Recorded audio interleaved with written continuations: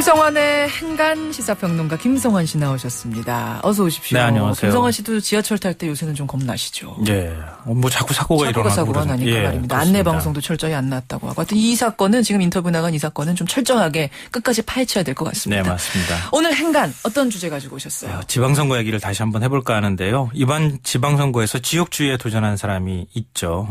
이 대구시장에 출마했다 낙선한 김부겸 전 의원인데요.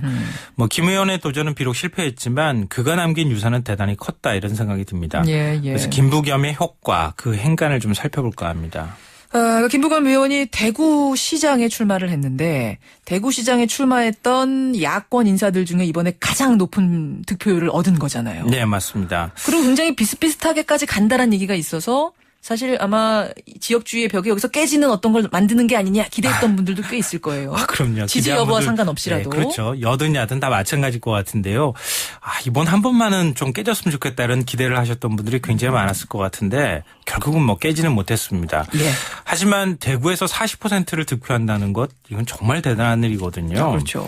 박근혜 대통령 대선 지지율이 한 80% 나왔던 곳이었으니까요. 예. 뭐 흔히 얘기하기로 새누리당 깃발만 꽂아도 당선이 되는 그런 곳이었는데 이 얘기하면 대구 분들 참 싫어하십니다만 굉장히 싫어하실 수 있겠지만 사실이 또 그러니까요. 예, 지금까지 결과가.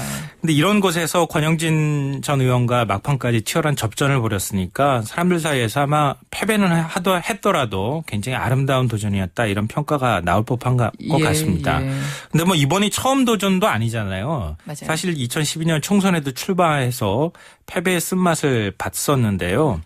사실 이 처음에 질 때는 좀 우리가 호기를 부리면서 질 수도 있잖아요. 내가 한번 가서 해볼게 이렇게 할 수도 있지만 사실 한번 지고 나면 그 다음에는 또 다시 도전한다는 얘기 사실 하기 어렵거든요. 그렇죠. 그게 얼마나 아픈 기억인지를 잘 알고 있기 때문에. 그것도 일종의 트라우마거든요. 네, 맞아요. 그런데 이번에 또 도전을 했다고 하는 것은 사실 대단한 일이라고 봐야 되겠죠. 부산시장에 도전한 오거돈 후보도 그럼 상황이 비슷한 건가요? 뭐 부산이 야도가 될 뻔했다 이런 얘기가 나올 정도로 굉장히 치열한 접전을 벌였으니까 결국 굉장히 얼마 차이 났어요? 1.3%포인트 차로 졌으니까요. 서병수 후보 대 오거돈 후보 차이가 1.3밖에 안 났습니까? 네, 맞습니다. 그렇기 때문에 이 역시 굉장히 높게 평가할 만한 부분인 것 같은데요. 사실은 주목하진 않았지만 호남에서는 또 정반대 현상이 있기도 했었습니다. 이 전북도지사에 출마한 박철권 새누리당 후보가 이 새누리당의 여긴 거꾸로 굉장히 불모지라고 봐야 되는데요. 그렇죠. 20% 이상 득표를 했습니다. 여기서도. 예. 그러니까 예전에 정운천 전 농림부 장관이 전북도지사에 출마했을 때 그때 20%를 못 받았거든요. 그러니까 20%도 상당히 많이 받은 거라고 봐야 될 것 같습니다. 이 방금 전에 정운천 농림부 장관 말씀도 드렸지만 이런 지역주의의 어떤 벽에 도전했던 사람이 또 이정현 지금 홍보수석도 있었잖아요. 이분은 계속해서 광주 쪽을 두드렸었나요? 네, 맞습니다. 지난번에 이제 나왔다가 결국 뭐 낙선을 하긴 했지만 그때도 아름다운 도전이었다는 얘기가 있었죠. 이 정운천 전 장관 같은 경우에 이번 지방선거에서 새누리당 전북도당 선거대책위원장을 맡았는데요. 트위터에 이런 글을 남겼습니다. 이번 선거에서 꼭 하고픈 말이 있었습니다.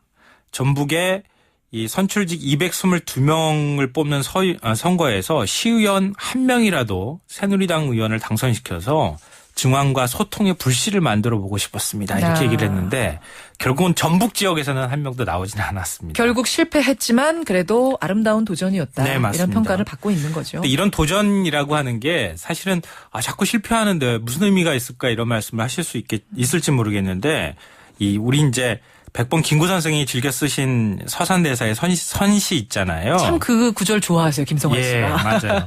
이 눈밭을 걸어갈 때 함부로 어지럽게 걷지 마라. 오늘 내가 걸어간 길이 훗날 이 길을 걸어갈 사람의 이정표가 된다. 이런 건데요. 맞아요. 지금 그 뒤를 걷는 사람들이 계속 나오고 있는 거죠. 그러니까 매번 선거 때마다 느끼는 거지만 참 수십 년 동안 깨지 못한 그 지역주의의 벽. 언제쯤이면 깨질 것인가. 이런 의문들 우리 하거든요. 제가 지금 이 말씀하실 때 몸에 쫙 전율이 왔는데요. 아마 저랑 같은 느낌을 갖는 분들, 아쉬움을 느끼는 분들 굉장히 아마 많을 것 같은데 제가 희망적인 얘기를 들려드려야 될 것 같아요. 그래요? 이미 무너지고 있고 균열이 생기고 있습니다. 사실은. 김부겸 효과가 나타나고 있는데요. 이 김진 의원은 대구시장 선거에서 떨어졌지만 김 의원 바람 덕분에 대구에서 새정치연합 소속 기초의원이 9명이나 나왔습니다. 그래요.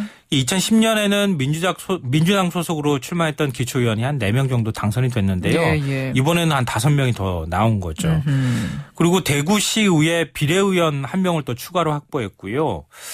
또 광역 쪽에서도 예. 광역 비례선거에서도 정당 득표율을 23%나 얻는 그런 성과를 올리기도 했습니다. 예.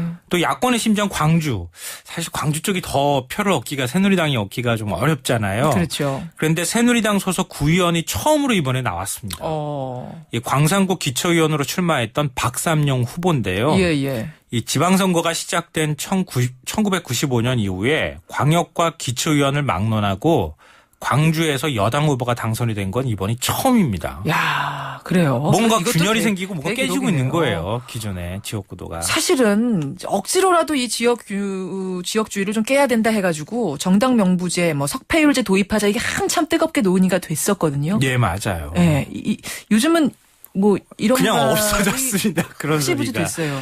근데 뭐 유력 정치인이 한마디 하면 우르르 쫓아갔다가 뭔가 큰 거 할 것 같이 하더니 금방 또 쏙 들어가 버리거든요, 얘기가. 맞아요. 사실 올해 2월 김한길 대표가 정치혁신 방안을 발표를 했었어요. 그때도 이 관역별 정당 명부식 비례대표제하고 석패율제를 도입하겠다. 중장기적으로 추진하겠다 이런 얘기했는데 예. 지금은 뭐 설그머니 어디로 들어가 버렸어요. 그러게요. 사실 지역구도 문제 굉장히 많이 나오는데요. 이 관역별 비례대표를 뭐 찍도록 하든 아니면 선거 출마자가 비례의원 명부에도 이름을 올려서 다시 기회를 주는 석패율제든 우리가 또 어떤 사람들의 감성에만 호소하는 게 아니라 이런 제도적인 뒷받침을 하는 것.